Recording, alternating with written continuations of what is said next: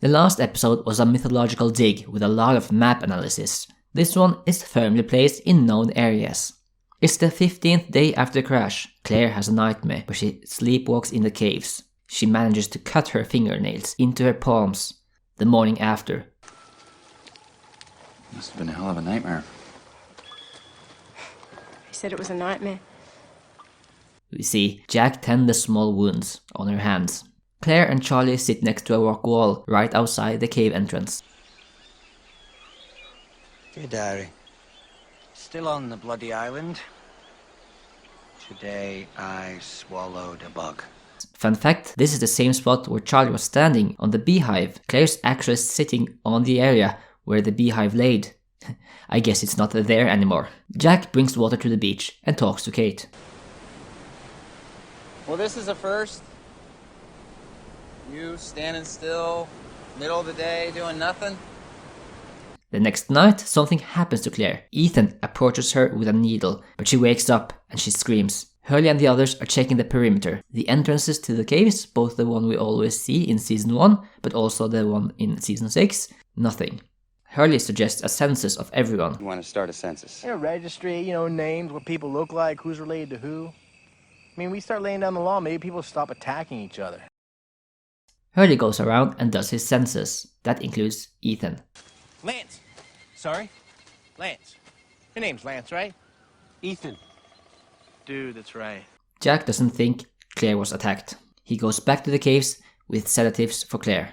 At the meantime, Ethan likely contacted someone from the others and asked them to assist him, because at least one or possibly two people helped him kidnap Claire and Charlie at the end of the episode. Hurley goes back to the beach again, almost at the end of his census.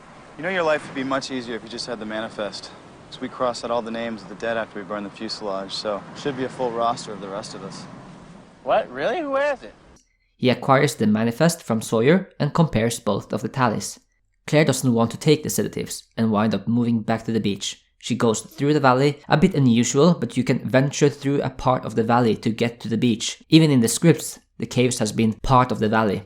Charlie follows her. When they are back in the jungle, Claire gets contractions. Charlie runs back to the caves to get Jack.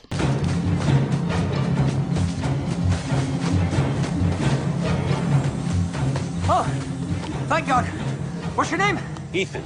He meets up with Ethan and tells him what is going on with Claire. Charlie tells him to get Jack. But Ethan doesn't do anything like that. He knows that Claire needs to be brought to the medical station immediately. At the same time, Saeed is now finally on his way back. We don't see anything of his journey through the island, but he might have taken a similar route back home. This time he probably didn't go through that dangerous and steep cliffside of the crater, but cut through the jungle here. He arrives at the caves, exhausted.